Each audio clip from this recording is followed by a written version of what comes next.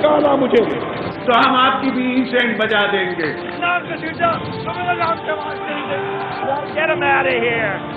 पाकिस्तान को इंशाल्लाह कुछ नहीं हो सकता। जिंदाबाद, पाकिस्तान जिंदाबाद।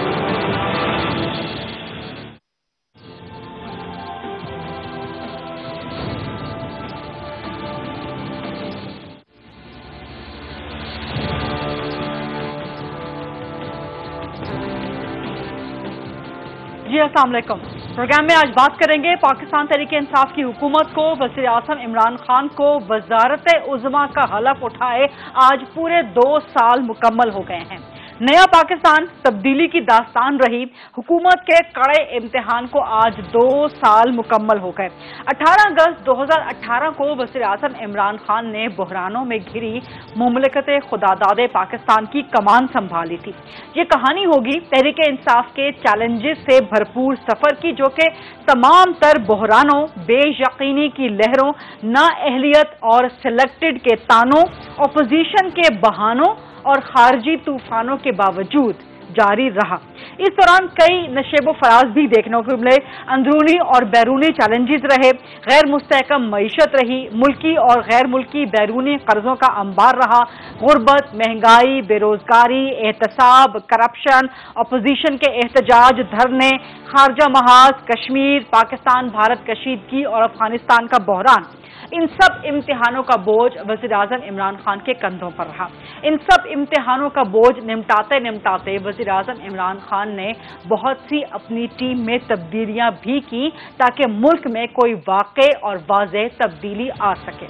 सबसे बड़ा चैलेंज जो 2 साल के बाद आज भी उसी तरह से मुंह फाड़े पाकिस्तान तहरीक इंसाफ की हुकूमत को हड़प करने के इंतजार में है, वो है मईशत की इंतहाई नाजुक सूरत हाल। इन 2 सालों में वज़ीर आज़म इमरान खान की हुकूमत ने मईशत को संभालने की बहुत कोशिश की। कहीं ना कहीं मुआशी अशारिये बेहतर भी हुए, लेकिन फिर खुदा का करना, कुदरत की करनी ऐसी हुई कि कोरोना का अजाब नासिल हो गया पूरी दुनिया पे, जिसने पूरी दुनिया की मईशतों को अपनी लपेट में लिया और पाकिस्तान भी उससे महफूज न रह सका। लेकिन बावजूद इन तमाम चैलेंजेस के, इन तमाम मुश्किलात के, पाकिस्तान ने कोरोना को कहीं ना कहीं शिकस्त देने में कामयाबी हासिल की और अब एक बार फिर से 2 साल की तकमील के बाद पाकिस्तान तहरीक इंसाफ की वज़ीर आज़म इमरान खान की हुकूमत का जो फोकस है, सिंगल माइंडेड फोकस, वो एक बार फिर मईशत, खुशहाली, पाकिस्तान में तब्दीली लाने, अवाम की हालात में तब्दीली लाने, अवाम को खुशहाली और तरक्की के सफर पे गामजन करने पे उनका फोकस है। लेकिन आज हुकूमत का तो दावा है कि सब अच्छा है और कप्तान के 2 साल बेमिसाल रहे, लेकिन अपोजिशन आज के दिन को यौम तबाही करार दे रही है। सवाल आज के प्रोग्राम में हम ये करेंगे कि आज का नया पाकिस्तान कहां खड़ा है, हुकूमत की 2 साल की कारकर्दगी कैसी रही है, कितनी कामयाबियां मिली, कौन कौन सी कामयाबियां मिली और नाकामियां कैसे रहीं, और 2 साल के बाद पाकिस्तान तहरीक इंसाफ का वज़ीर आज़म इमरान खान का आगे मुस्तकबिल क्या है। क्या हुकूमत अपनी आईनी मुद्दत अगले 3 साल की भी पूरी कर पाएगी, या अपोजिशन जैसा कि बज़िद थी कि हुकूमत को घर भेज दिया जाए, मिड टर्म इंतखाबात कर दिए जाएं, कोई इन हाउस तब्दीली लाई जाए, कोई -1 किया जाए, तो ये आगे सूरत हाल, सियासी मुस्तकबिल वज़ीर आज़म इमरान खान का, हुकूमती मुस्तकबिल PTI का, वो क्या रहेगा। इस पे आज हम गुफ्तगू करेंगे, सवालात का जवाब ढूंढने की कोशिश करेंगे। बड़ा ज़बरदस्त आज पैनल ऑफ गेस्ट मेरे साथ मौजूद है, बहुत इंटरेस्टिंग और बड़ा पावरफुल। मेरे साथ हैं फवाद चौधरी साहब, वफाकी वज़ीर बराए साइंस और टेक्नोलॉजी हैं और पाकिस्तान तहरीक इंसाफ के सीनियर मरकज़ी रहनुमा भी हैं, और मेरे साथ हैं मरियम औरंगज़ेब साहिबा, साबिक वफाकी वज़ीर रह चुकी हैं, पाकिस्तान मुस्लिम लीग नून की सीनियर मरकज़ी सरकर्दा रहनुमा हैं। फवाद चौधरी साहब, अगर आप मुझे सुन रहे हैं तो ये 2 साल कैसे रहे, आप इसको कैसे समअप करेंगे। ये 2 साल कामयाब थे, नाकाम थे, 50-50 थे, डोलती उभरती डूबती, इस तरह की सूरत हाल थी। ये 2 साल कैसे रहे आपकी हुकूमत के? देखिए, जाहिर है एक मिक्स बैग होता है 2 साल में। सबसे पहले तो मैं कहूँगा कि जिस तरह से असद उमर साहब ने कहा कि क्रीज के ऊपर पांव जमाने के लिए जो वक्त चाहिए वो वक्त मिला, और उसके ऊपर एक ऐसा उस वक्त जब मिला था पाकिस्तान जो इनहेरिट किया था वो तो बिल्कुल बैंक्रप्सी के दहाने के ऊपर था। आपको मालूम है कि PMLN ने अपने आखिरी साल में ही 7 अरब डॉलर तो सिर्फ डॉलर को 100 रुपये पे रखने के ऊपर खर्च किए, जिसकी वजह से पाकिस्तान के जो फॉरेन रिजर्व्स थे वो बिल्कुल डिप्लीट हो गए थे। पाकिस्तान के जो हमारा जो इम्पोर्ट एक्सपोर्ट बैलेंस था वो बिल्कुल तबाहशुदा था। तो इन तमाम बात को लेकर IMF का पैकेज जो है वो हमने लिया, फिर स्टेबिलिटी की तरफ गए और आज जो दुनिया की तमाम बड़ी जो एजेंसीज हैं, चाहे वो मूडीज है या बाकी हैं, वो पाकिस्तान को स्टेबल आउटलुक दे रही हैं। तो जाहिर है कि एक तो ये कामयाबी जो है वो मिली है। इसके अलावा जो सिमत है मईशत की वो तब्दील की, एक इम्पोर्ट इकॉनमी के बजाय अब हम एक मैन्युफैक्चरिंग इकॉनमी जो है वो बनने की तरफ रवा दवा है, जो मेरा ख्याल है कि बड़ा पाकिस्तान जैसा मुल्क जिसकी 22 करोड़ की आबादी है वो इम्पोर्ट इकॉनमी सर्वाइव ही नहीं कर सकता। ज़ाहिर है उसको मैन्युफैक्चरिंग के ऊपर जाना था, उसको उस तरफ गए हैं।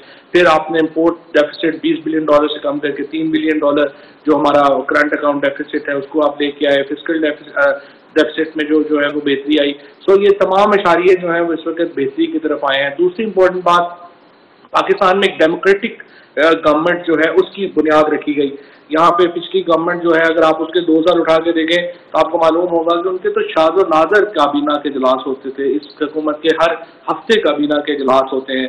फिर बड़ी सख्त क्रिटिसिज्म और बड़ी सख्त जो बातें हैं वो भी गवर्नमेंट जो है वो बर्दाश्त करती है। फिर उसके साथ साथ अकाउंटेबिलिटी का जो नैरेटिव जो पीपल्स पार्टी और PMLN के दौर में मुकम्मल दफन हो गया था और ये शुरू हो गया था कि कोई नहीं खाता है तो लगाता भी तो है, तो उसको हमने ख़त्म किया और पाकिस्तान में करप्शन को एज इशू के तौर के ऊपर और जो है वो लेके आए। और फिर 2 साल में one of the most clean government जो है वो इमरान खान ने दी है, जिससे पहले कभी किसी पाकिस्तान में जो है बड़े तवील अरसे के बाद ऐसी गवर्नमेंट आई है। तो मैं ये समझता हूँ कि इस हवाले से काफ़ी मुस्बत रहे 2 साल।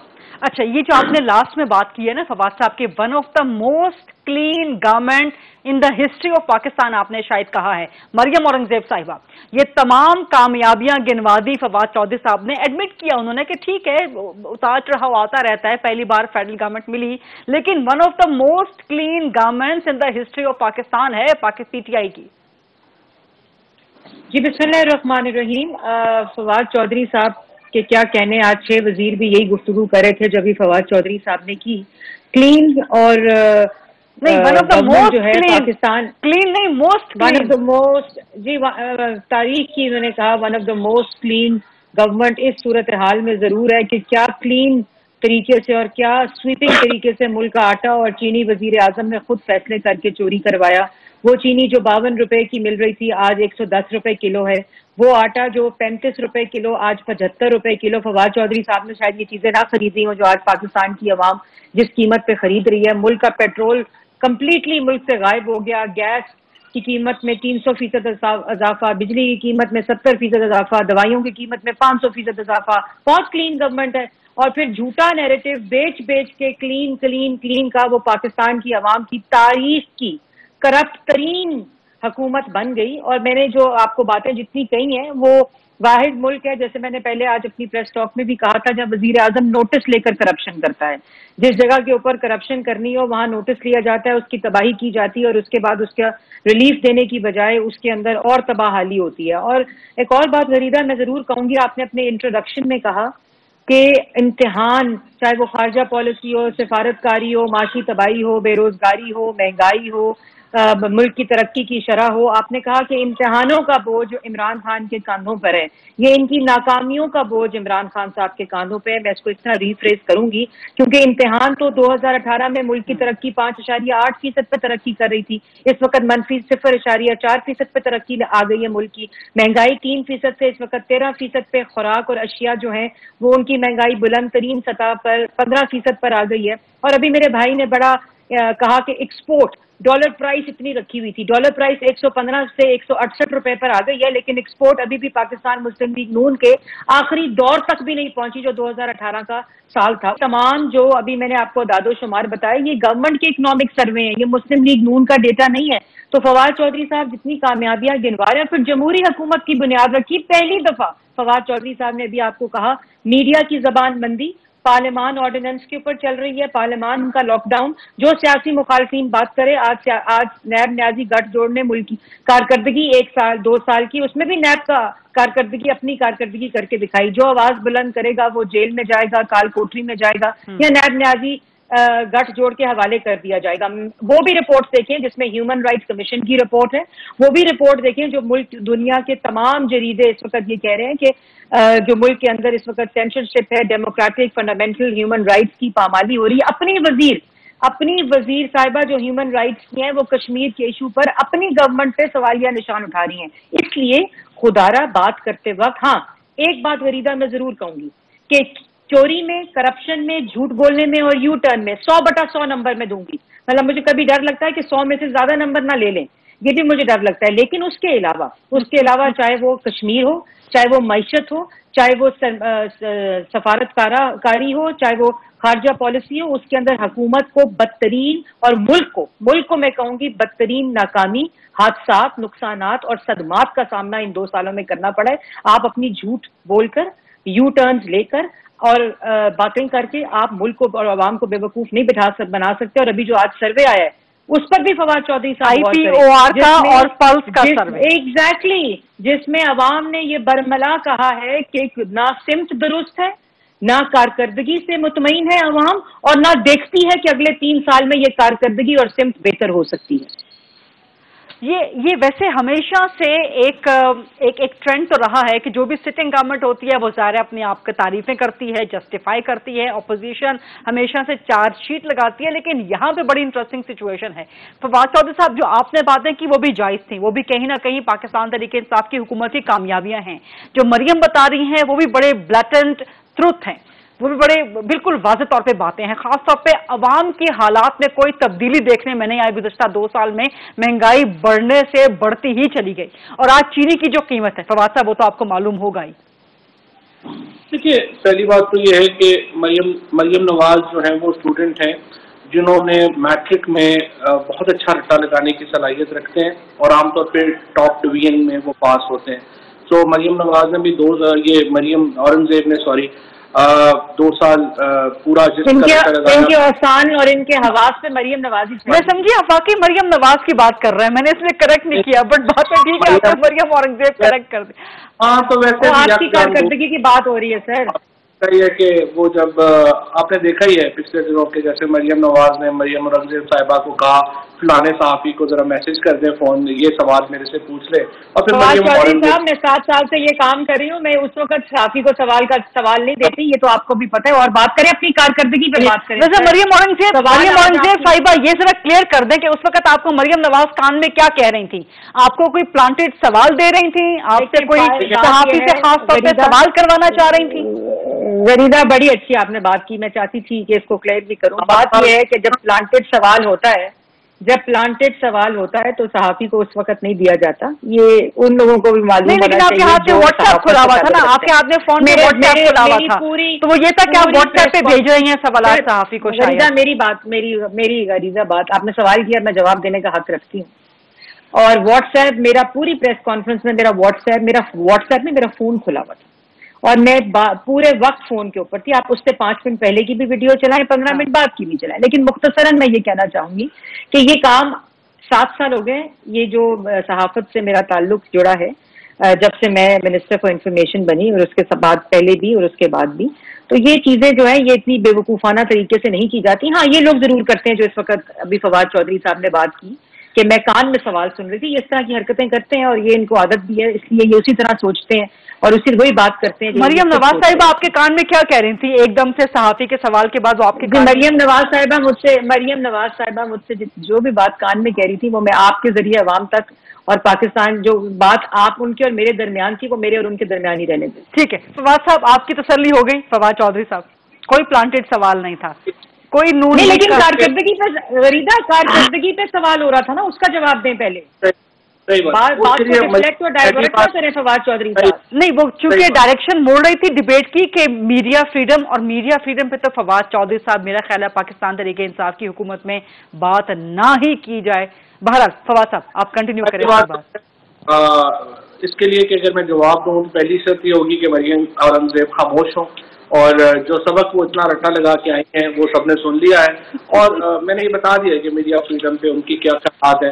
वो कह रही हैं कि उन्होंने कान में जो कुछ कहा वो आपको नहीं बता सकते, कान में जो कुछ उन्होंने कहा वो तो वीडियो के ऊपर आ गया है, अब तो वो बताएं ना बताएं सबको पता है वो क्या कह रही थी और सबको पता है वो क्या कर रही थी। लिहाजा मीडिया फ्रीडम के ऊपर जो सवाल जो मरियम औरंगजेब है वो तो बात करने की कोई बात ही ना करे, और मेरा ख्याल इसको जितना बात वो जवाब तो दें, पीटीआई की कारकर्दगी का जवाब दें। मैं उसकी तरफ आ रहा हूँ। मरियम नवाज और मरियम औरंगजेब क्या बात कर रही थी? आप वजीर हैं, आप IT मिनिस्टर हैं, खुदारा आप कोई मतलब गुफ्तगू वो करें जिसका सवाल किया जा रहा है आपसे। फवाद क्यों नहीं बताते क्या है इस वक्त महंगाई की शरह? क्यों नहीं बताते चीनी की कीमत क्या है, पेट्रोल की कीमत क्या है, मुल्क में तरक्की की शरह इस वक्त क्या है, क्या थी 2018 में?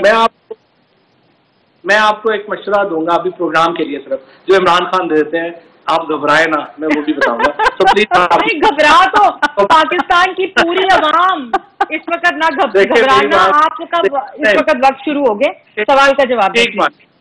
ठीक बात, थैंक यू मरियम। और वो ठीक है, मुझे उम्मीद है कि आइंदा जब आप सवाल किसी सहाफी को देंगी तो एहतियात करेंगी। अच्छा, दूसरी बात यह है कि जो हमने आपको इकोनॉमी की जो सिचुएशन के ऊपर बात की है, लेकिन ये तो ऐसे ही एक रट्टा लगा के आप आ जाए और कह देंगे सवाल तो आपने बड़ा रट्टा लगा दें।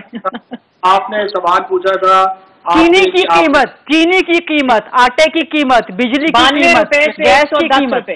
सही है, चीनी की कीमत, आटे की कीमत, ये प्रॉब्लम्स है, कोई शुबा नहीं है कि इसके ऊपर जो है वो आवाम को बड़ी चीनी की कीमत तो नून लीग ने महंगी नहीं की ना फवाद चौधरी साहब, आटे की कीमत तो नून लीग ने महंगी नहीं की। 10 रुपए किलो कैसे हुई? मैं 95 रुपए किलो लेके आई हूँ 2 दिन पहले, मैं 95 रुपए किलो लेके आई हूँ।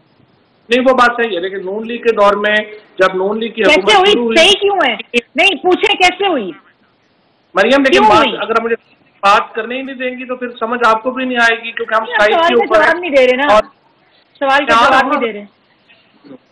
जाहिर है आप मुझे डिक्टेट तो नहीं कर सकती ना ही मुझे व्हाट्सएप कर सकती हैं। सवाल का जवाब दे दें। अच्छा मरियम फवाद को जवाब देने दें। जी फवाद। अच्छा, पहली बात यह है कि ये बात सही है, कीमतों में इजाफा हुआ है। PMLN ने जब हुकूमत संभाली थी तो चीनी की कीमत तकरीबन 48 रुपए थी, जब PMLN ने हुकूमत छोड़ी तो ये तकरीबन 76 रुपए के ऊपर थी, और अब यकीनी तौर के ऊपर 53 पे थी 2018 में 53 रुपए किलो थी। अब जो ये है, मेरा ये ख्याल है कि जब इम्पोर्ट की इजाजत मिल गई है और आटे की, तो इंशाल्लाह ताला ये कीमतों में आप वाज़े फर्क देखेंगी कि ये अगले नीचे आ जाएगा। और ज्यादातर ये कीमतें इसलिए ही ज्यादा है कि मुस्लिम लीग नून के जो बड़े बड़े लोग सनतकार जो इनसे वाबस्ता है उन्होंने होर्डिंग्स की और खुद शरीफ फैमिली होर्डिंग में मुलव्वस थी, और इसीलिए जो केसेस हैं वो उनकी अदालतों में जा रहे हैं, और इंशाल्लाह ये भी ठीक हो जाएगा। लेकिन मैं ये समझता हूँ कि हमारी जो मैंने 4 बड़ी आपको समझता हूँ कि जो हमारी कामयाबियां हैं, जैसा मैंने आपको कहा कि हमने करप्शन का नैरेटिव जो है वो वापस लेके आए, वरना तो यहाँ पे ये हो गया था कि खाता तो है लगाता तो है ना PMLN का, तो ये मोटिव बन गया था। इसी तरीके से जो हमने डेमोक्रेटिक गवर्नमेंट जो है वो हम वापस लेके आए, हमने जो यहाँ पर एक गवर्नेंस की तरफ जो है वो ये जो आप बात कर रही हैं आटे की या चीनी की कीमतों में इजाफे की, किसने कमीशन बनाए, किसने पब्लिक किए? जिसे इमरान खान ने किए। इससे पहले क्या जरूरत हुई कभी किसी गवर्नमेंट को कि सिटिंग मामलात के ऊपर कमीशन बनाए, बात करे और उसको पब्लिक करे? मरियम औरंगजेब जो है वो तो अपने इसके ऊपर कोई बात ही करने के अहल नहीं है, जिस तरीके से उन्होंने एक हुकूमत चलाई है और जिस तरीके से उन लोगों ने इकोनॉमी को तबाह बर्बाद किया है, और आज तो यही वो 30 सालों की हुकूमतें हैं जिसकी वजह से आज पाकिस्तान के ये हालात हैं। लेकिन इंशाल्लाह बेहतरी की कोई उम्मीद है, यहाँ पर किसी से कोई आप अच्छाई की उम्मीद कर सकती है आवाम, तो इमरान खान से ही कर सकती है, और इंशाल्लाह वही बेहतरी लाएंगे। मरियम साहिबा फवाद से बड़ी इंटरेस्टिंग बात कर रहे हैं। वो कह रहे हैं कि जी नून लीग के दौर में नैरेटिव था कि जी खाता है तो लगाता भी तो है, लेकिन हमने वो नैरेटिव बिल्कुल चेंज कर दिया कि ना खाता है ना खाने देता है, अगर कहीं पे कोई करप्शन होती है फौरन कमीशन बना दिया जाता है, फौरन जिम्मेदारों के नाम सामने आ जाते हैं। मरियम औरंगजेब साहिबा। फरीदा, मैंने तो पहले यही कहा कि ये वाहिद वजीर आजम है जो नोटिस लेके करप्शन करता है, ये वाहिद वजीर आजम है जो नोटिस लेता है, फिर चोरी करवाता है, फिर करप्शन करता है, फिर महंगाई ज्यादा होती है और फिर पाकिस्तान की आवाम को ज्यादा पैसों से चीजें खरीदनी पड़ रही है। मैं तो पहले ये बात कह चुकी हूँ, मुझे तो इंडोर्स किया फवाद चौधरी साहब ने। दूसरी बात, मुस्लिम लीग नून की अपने इकोनॉमिक सर्वे गवर्नमेंट के, फवाद चौधरी साहब ये रट्टे नहीं है, मैं इकोनॉमिक्स की स्टूडेंट रही हूँ, आप दरअसल नहीं रहे तो मैं अब आपसे क्या इजारे अफसोस ही कर सकती हूँ, मुस्लिम लीग नून की हुकूमत 2018 में 5.8% तरक्की की शरह करके गई थी, महंगाई 3% करके गई थी। उसके बाद मुल्क के अंदर जो कर्जे 13,000 अरब का कर्जे का इजाफा किया जो मुल्क में जेबों में जा रहा है, जो कमीशन रिपोर्ट जो इंक्वायरी की बनाई उसमें जहांगीर तरीन साहब जो जहाज में चार्टर करा के फरार करा दिए गए, वो फैसले जो इमरान साहब की तरफ से हुए जिसकी वजह से, और आपने गलत बयानी की, जैसे मैंने पहले कहा कि झूठ में 100/100 नंबर आपको जरूर मिलेंगे। 2013 में और 2018 में 52 रुपए चीनी और बिक रही थी। आज रुपए चीनी 75 रुपए नहीं, 110 रुपए पेशावर में और 105 रुपए चीनी का रेट पर किलो चल रहा है। अच्छा मरियम औरंगजेब साहिबा, मुझे छोटी सी ब्रेक लेनी है। मरियम औरंगजेब साहिबा एक छोटी सी ब्रेक लेनी है, लेकिन ब्रेक से वापस आएंगे। मरियम साहिबा एक छोटी सी ब्रेक लेनी है, ब्रेक से वापस आएंगे तो आपके साथ ही कंटिन्यू करेंगे। Let's take a very quick break, वापस आके मरियम साहिबा जवाब कंप्लीट करेंगे।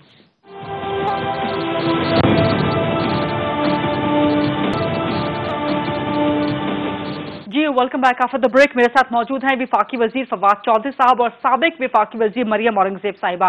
मरियम सॉरी एक छोटी सी ब्रेक लेनी थी, आप अपनी बात कंटिन्यू कीजिएगा प्लीज। और नहीं होगी अभी तक जी बात ये है, नहीं आप नहीं बोल रहे, मैं बोल रही हूँ फवाद, ठीक है, लोग सुनना चाहते हैं मुझे।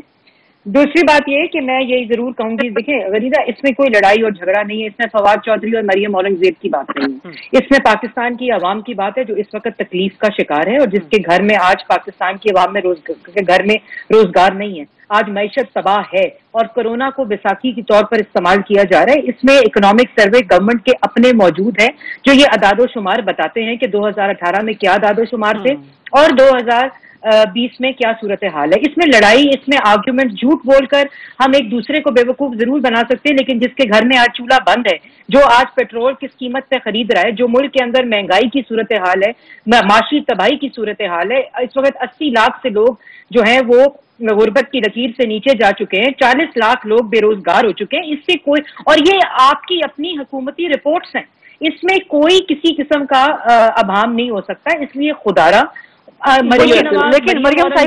लेकिन मरियम साहिबा एक सप्लीमेंट्री सवाल की इजाजत दीजिएगा। ये बात भी तो है ना अपनी जगह पे कि नून लीग जो हुकूमत जो जिस सूरत हाल में मईशत छोड़ के गई थी पाकिस्तान तरीके इंसाफ के लिए, वो बहुत ही बुरी सूरत हाल थी। यहाँ तक कि जो पाकिस्तान में सऊदी सफीर थे अलावाद अल असीरी, उन्होंने जो अपना कॉलम लिखा है अरब न्यूज में, उन्होंने भी जस्टिफाई किया कि सऊदी अरब ने पाकिस्तान को इतना इमरजेंसी बेल आउट पैकेज क्यों दिया, क्योंकि 2018-19 में पाकिस्तान डिफॉल्ट करने के करीब था। ये उस वक्त के पाकिस्तान में बात सुने, ये मैं गरीदा माजरत के साथ आपसे इख्तलाफ करूंगी। आप बड़ा ऑब्जेक्टिव एनालिसिस देती हैं, लेकिन शायद मैं आपको सिर्फ आपके लिए, क्योंकि फवाद के साथ तो बीन बजाने वाली बात है, लेकिन बात यह है कि कौन सी मुश्किल मशक्कत थी।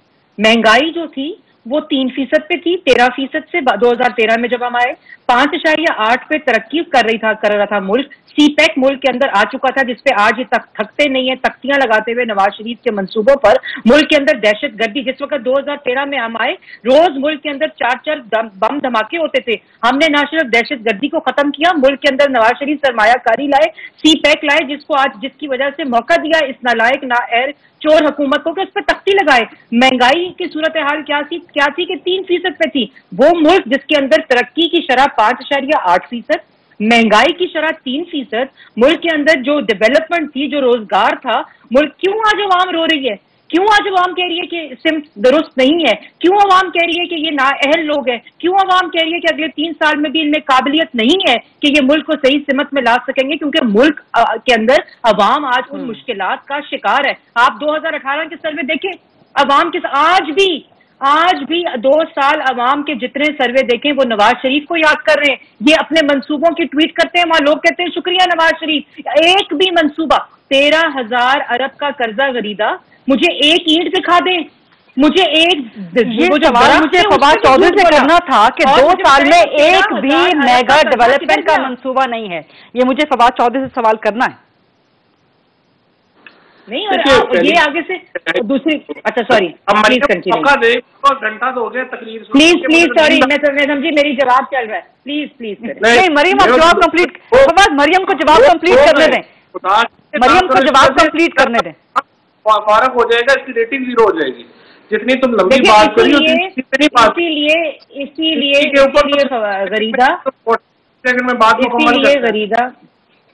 गरीदा इसीलिए मैं कह रही हूँ कि ये जो वजीर हैं ये सोए होते हैं, अभी खुद कह रहे हैं सोए हुए हैं, ये तो जागे, अवाम की मुश्किलात देखें, अवाम को देखें कि इन मुश्किलात का सामना, ये कोई तमाशा नहीं है, ये कोई ड्रामा नहीं है, ये खुदा का वास्ता है, अवाम की मुश्किलात को देखें और उसको उनको रिलीफ देने की कोशिश करें जो आपसे होना नहीं है। अच्छा फवाद, मरियम की बातों का आप क्या जवाब देंगे? खासतौर पे आपके अपने वजीर रज़ाक दाऊद ने एडमिट कर लिया कि जी लोड शेडिंग खत्म करने का क्रेडिट नवाज शरीफ को जाता है, उनके दौर में बिजली के मंसूबे लगे जिसकी वजह से लोड शेडिंग खत्म हो गई।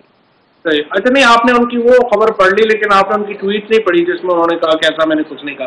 अच्छा लेकिन वो तो ऐसी बात है।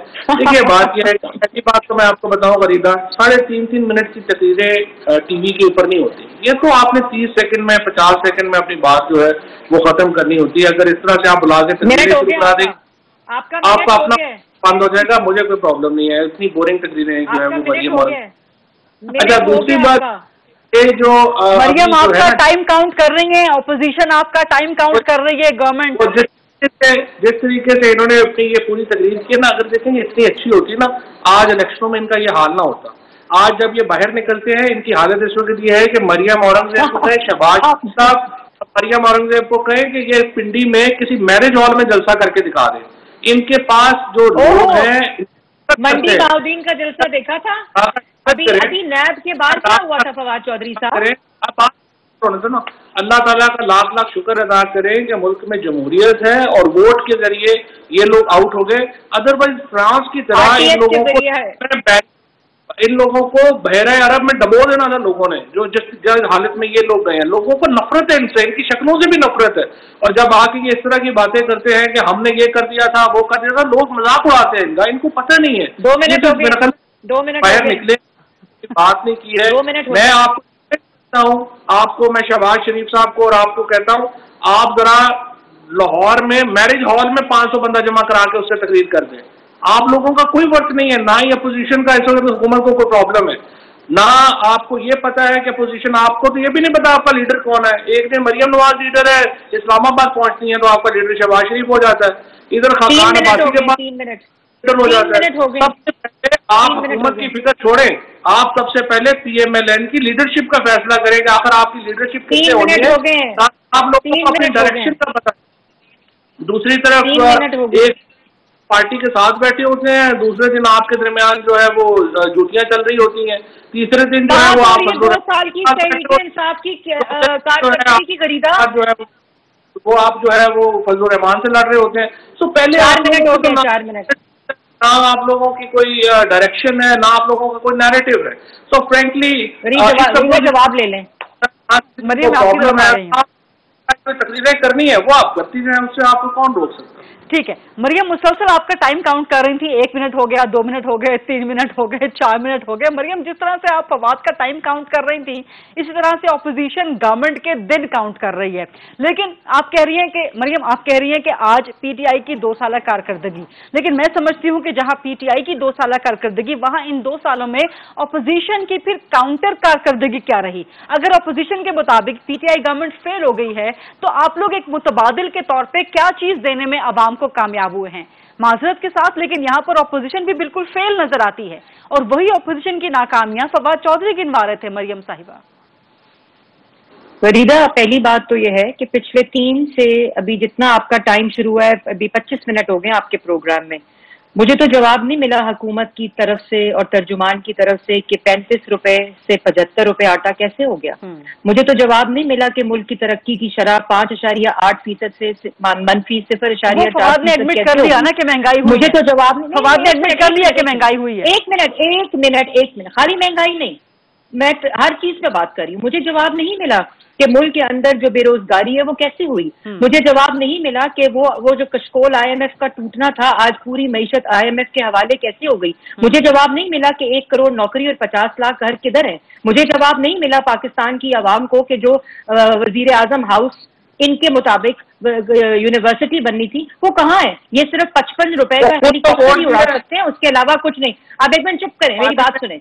आप एक बात नहीं, अब आप बात सुनेंगे। दूसरी बात, जो अभी फवाद चौधरी साहब ने बयान किया वो तो हम 20 साल से कंटेनर की गुफ्तगू सुन रहे हैं, मुंतखब वजीर आजम को गले से घसीट लाओ के नारे सुन रहे हैं। वो हम सुन रहे हैं कि पाकिस्तान मुस्लिम लीग नून पीपल्स पार्टी या अपोजिशन की तरफ से ये सारी चीजें हुई। हम सवाल ये पूछ रहे हैं कि बताएं कि मुल्क के अंदर बेरोजगारी कैसे हुई 2 साल में। अवाम ये सवाल पूछ रही है, बताएं महंगाई 3% से 13% कैसे हुई। बताएं अवाम का आटा, चीनी, पेट्रोल चोरी कैसे, क्यों हुआ और पैसे कहाँ गए। बताएं अवाम को 13,000 अरब का कर्जा किधर गया।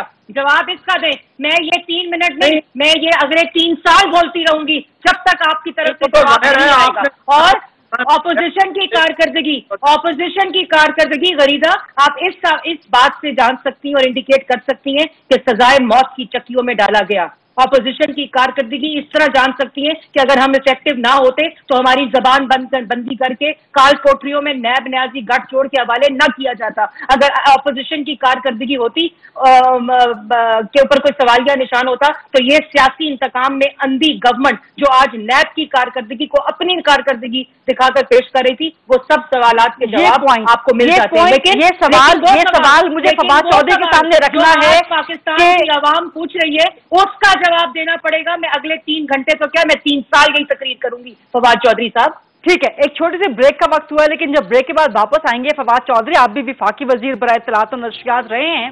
आज वजारत इत्तलात ने नैब की कारकर्दगी को अपनी 2 साल की कारकर्दगी की रिपोर्ट में शामिल कर लिया। ये कैसे हो गया? और जो आपसे बार बार मरियम सवाल कर रही थी कि जी बताएं चीनी कैसे महंगी हुई, बेरोजगारी कैसे हुई, आटा कैसे महंगे हो गया, बिजली कैसे महंगी होगी, इस सब का जवाब लेंगे after short break. Stay with अस।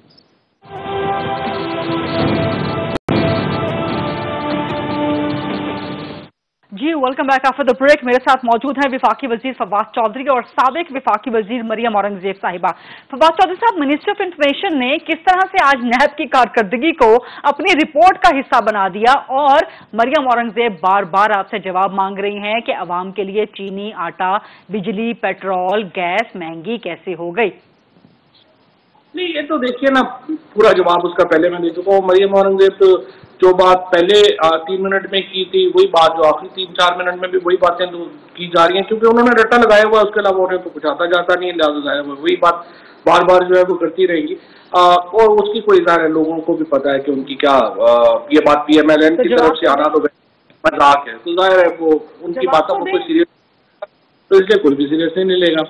दूसरी बात यह है, पूरा डिटेल जवाब दे चुका हूँ मैं, और आज हफीज शेख साहब ने भी 1 घंटा, कौन सा जवाब, और वो हफीज शेख साहब ने भी 1 घंटा इसी पे लगाया। अगर आप कर लेते सुबह तो आपको नहीं, मैंने सुनी पूरी प्रेस कॉन्फ्रेंस कि हम IMF से ताल्लुकात बढ़ा रहे हैं, ये कहा है हफीज शेख साहब ने। जी जी, उसके बाद जी यही कहा है, आप सुन लेते अगर तो अगला मरहला वो ये है कि देखना ये है, देखिए PMLN का तो फ्रेंकली कोई हैसियत नहीं है, और ना ही इसमें जो पंजाब में पहली बात एक रीजनल पार्टी है। नहीं, लेकिन मेरा सवाल था कि इंफॉर्मेशन मिनिस्ट्री ने नैब की कारकर्दगी अपनी रिपोर्ट में शामिल कैसे कर ली। फिर जो अपोजिशन इल्जाम लगाती है कि नैब और गवर्नमेंट का गठजोड़ है, तो वो इन चीजों से तो फिर तासुर मजबूत होता है। पहली बात तो यह है कि आपको फिर इसका मतलब यह है कि जो बुनियादी हुकूमत का स्ट्रक्चरल उसका ही नहीं पता, और इसका मतलब यह है कि आपको लगता है कि नैब कोई हुकूमत से बाहर एक आसमान पे लटका हुआ इदारा है जिसका नाम हुकूमत के एक पैरेलल इदारा है। ऐसे नहीं होता। पाकिस्तान के तमाम इदारे, चाहे वो अफवाज पाकिस्तान हो, चाहे वो SPD हो, चाहे हमारा एटॉमिक एनर्जी कमीशन हो, चाहे हमारी एटमी जो हमारा जो SPD जो हमारा एटमी प्रोग्राम की अफवाज पाकिस्तान की रिपोर्ट कारकर्दगी रिपोर्ट आप लोगों ने शामिल की। जरा बात सुनिए। नहीं, अफवाज पाकिस्तान की कारकर्दगी रिपोर्ट आप लोगों ने शामिल नहीं की ना। नहीं, डिफेंस मिनिस्ट्री की रिपोर्ट शामिल है ना। अगर आप आंखें खोल के देखती तो आपको डिफेंस मिनिस्ट्री का मिल जाता उसके अंदर। मैं आपको बताना ही क्या चाहता हूं कि ये इदारा नैब भी वफाकी काबीना के मातहत इदारा है, लेकिन जिस तरह से बाकी इदारों को, और पाकिस्तान के अंदर मुख्तलिफ इदारे हैं जिनको अपने ऑपरेशंस में के अंदर इंडिपेंडेंस हासिल है, उसी तरह से नैब को इंडिपेंडेंस हासिल है। लेकिन इसका मतलब ये नहीं है कि ये वफाकी काबीना के आवाज बीच में लूज कर गई थी, बट नैब अपनी कारकर्दगी रिपोर्ट अलग से जारी करता है, नॉट मिनिस्ट्री ऑफ इंफॉर्मेशन उसको जारी करेगी। ये पहले मेरा ख्याल आपने समझी नहीं बात। मैंने आपसे कहा कि इसका मतलब यह है कि आपको स्ट्रक्चर का, जो गवर्नमेंट के स्ट्रक्चर है उसका इल्म नहीं है, क्योंकि गवर्नमेंट के स्ट्रक्चर्स में जो तमाम इदारे हैं वो वफाकी काबीना के मातहत इदारे हैं। चाहे वो नेशनल कमांड का इदारा हो, चाहे ख्वाजा पाकिस्तान हो, चाहे नैब हो, चाहे कोई भी और इदारा हो। जुडिशरी का इदारा जो है वो एक पैरेलल इदारा है, और जिस तरह से मुकन्ना है वो एक पैरेलल इदारा है। मुकन्ना अदलिया और एग्जेक्टिव, जो एग्जेक्टिव के तमाम हैं वो वफाकी काबीना के मातहत इदारे हैं, और उसी हवाले से उनकी जो रिपोर्ट्स हैं वो शामिल की जाती हैं, जिस तरह से वज़ारत दिफा की रिपोर्ट जो है वो शामिल की गई, और नैब की जो, और इसी के साथ जिस तरह मैंने आपको कहा, जाहिर है इस हुकूमत का तो सबसे बड़ा क्रेडिट है कि जो खाता है तो लगाता भी तो है कि नैरेटिव से हमने तो यहाँ पे ले आए कि ना खाएंगे ना खाने देंगे, तो जाहिर है कि ये नैब की कारकर्दगी तो इंटेग्रल पार्ट है हुकूमत के। इससे ठीक है। और अगर लास्ट फ्यू मिनट्स में हम बात कर लें फॉरेन पॉलिसी के हवाले से, सऊदी अरब के साथ खास तौर पे ताल्लुकात, कश्मीर का मसला तो खैर जिस तरह से सूरत हाल रही वो सबके सामने है, बट सऊदी अरब के साथ ताल्लुकात में दरार आने की नौबत भी कैसे आ गई? अब आर्मी चीफ वहां का विजिट मुकम्मल करके आए हैं, उसके ज़ाहिर है असरात आने वाले दिनों में सामने आएंगे, लेकिन ये ताल्लुकात की नहज यहाँ तक किसने पहुंचाई, और क्या वजीर खारजा को अपने ओहदे से सुबकदोश होना पड़ेगा? फवाद चौधरी साहब, दुनिया बहुत कॉम्प्लेक्स एक इस वक्त सिचुएशन जो है वो बन रही है, जहाँ जिस तरह से यूएई, अमेरिका और इजराइल की जो एक काइंड ऑफ एग्रीमेंट सामने आया है, उसके नतीजे में मुस्लिम वर्ल्ड के अंदर कई तब्दीलियां आ रही हैं। इस तरह से एक और मुआहदा जो जापान, अमेरिका और उस साइड के ऊपर हो रहा है वो बड़ा इंपॉर्टेंट मुआहदा है। सो एक बड़ी इंपॉर्टेंट दुनिया के अंदर चेंजेस आ रही हैं, और पाकिस्तान इन चेंजेस के मुताबिक अपनी खारजा पॉलिसी को एडजस्ट कर रहा है और कामयाबी के साथ एडजस्ट कर रहा है। मेरी नज़र में जहाँ पे इस वक्त एक कॉम्प्लेक्स सिचुएशन है, ये पाकिस्तान और सऊदी अरेबिया के ताल्लुकात हों, पाकिस्तान और यूएई के ताल्लुकात हों, ये ताल्लुकात बहुत गहरे हैं, और ये हमारे ना सिर्फ ये कि उनके साथ मुआशी जो एक हमारी ताल्लुकात है, उसके साथ साथ हमारे उनके साथ स्ट्रेटेजिक ताल्लुकात है। और इसीलिए जनरल बाजवा साहब जो फौज की डिप्लोमेसी इस वक्त अगर आपको सऊदी अरेबिया से नजर आ रही है तो उसकी बड़ी अहमियत है। इसकी वजह यह है कि पाकिस्तान के और सऊदी अरेबिया के दरमियान बहुत इंपॉर्टेंट स्ट्रेटेजिक ताल्लुकात हैं, और उन ताल्लुकात के मद्देनजर जो फौजी डिप्लोमेसी है बड़ी इंपॉर्टेंट है, और अब जब वो वापस आएंगे तो यकीनी तौर के ऊपर आपको सूरत हाल में मजीद बेहतरी नजर आएगी। मजीद बेहतरी नजर आएगी। मरियम औरंगजेब साहबा, क्या आप समझती हैं कि मजीद बेहतरी आएगी पाकिस्तान सऊदी अरब ताल्लुकात के दरमियान में? तो इनको किसी चीज में बेहतरी नजर नहीं, यानी इनको सिर्फ रोना ही है हर मामले में। मरियम औरंगजेब साहिबा, अब अपना लास्ट जवाब बड़ी सीरियस गुफ्तगू की, मैं आखिरी कमेंट जाया नहीं करना चाहती फवाद चौधरी को जवाब देके। बात यह है कि मैंने जैसे पहले कहा था कि सिफारती, खारजी, मैशत समेत जितने मामलात हैं उसमें इन जो नॉन सीरियस एटीट्यूड है, इसकी वजह से मुल्क में बदतरीन सदमात, नुकसानात इस वक्त मुल्क को पेश हैं। बात क्यों है? क्योंकि आप खुद इनकी शीरी रहमान मजारी की स्टेटमेंट देखें। उन्होंने चैलेंज कर दिया कश्मीर के ऊपर इनकी फॉरेन पॉलिसी को। उन्होंने कहा कि बदतरीन परफॉर्मेंस थी।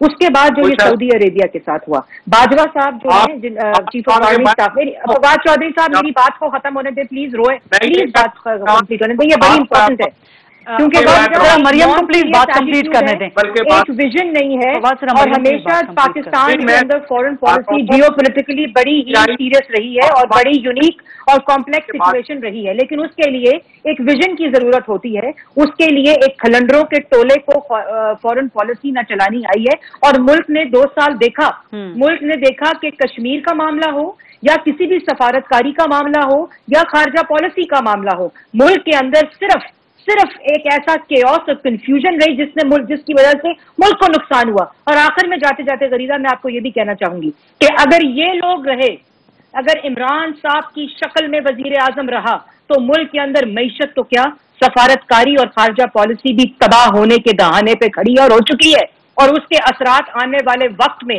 पाकिस्तान देखेगा, क्योंकि ना इनके पास वो सोच है, ना इनके पास वो फिक्र है, और ना इनके पास वो एहसास है कि मुल्क कैसे चलाए जाते हैं। और दूसरे ममालिक के साथ ये समझते हैं दूसरे ममालिक भी ऑपोजिशन की तरह है कि आप उनको जेलों में डाल दें, काल कोठरियों में डाल दें, उनके साथ रवैया, इनकी वजह से फलस्तीन के सफीर को FBI में तलब कर लिया, ये बहुत कर लिया। ये तो इनकी सोच है, ये बहुत सिर्फ मातम हो सकता है, मातम हो सकता है इस अकल का, और कुछ नहीं हो सकता। फवाद साहब, मेरे पास टाइम बिल्कुल खत्म हो गया, लेकिन आप क्या जवाब देंगे इन सब बातों का? इनके पास जवाब क्या है? ये PML कोई जवाब नहीं। Thank you. वो कह दिया मैंने, कोई जवाब नहीं, कोई जवाब नहीं। फवाद चौधरी साहब कह चुके हैं, कोई जवाब नहीं। फवाद चौधरी साहब कह चुके हैं, कोई जवाब नहीं, कोई जवाब नहीं, कोई जवाब नहीं। तो इंशाल्लाह इनका यही नैरेटिव रहेगा, हमारा नैरेटिव रहेगा कि चीजें बेहतर होगी, होप की तरफ लेके जाएंगे। तो इंशाल्लाह ताला हमारा नैरेटिव ये रहेगा, औरंगजेब का रहेगा, लुट गए, मर गए, बर्बाद हो गए। अल्लाह अल्लाह खैर। ठीक है, बहुत बहुत शुक्रिया फवाद चौधरी। सवाल का जवाब नहीं है। बहुत बहुत शुक्रिया फवाद चौधरी साहब। मरियम औरंगजेब साहिबा, आपने हुकूमत की बात भी सुनी, आपने अपोजिशन की सबसे बड़ी जमात की बात भी सुनी। फैसला आप पे छोड़ते हैं कि 2 साल के बाद इमरान खान का बतौर वज़ीर आज़म पाकिस्तान तहरीक इंसाफ की हुकूमत का मुस्तकबिल क्या होगा और अपोजिशन किस नहज पे खड़ी होगी, ये फैसला हम आप पे छोड़ते हैं। आई सी यू टुमारो। अल्लाह।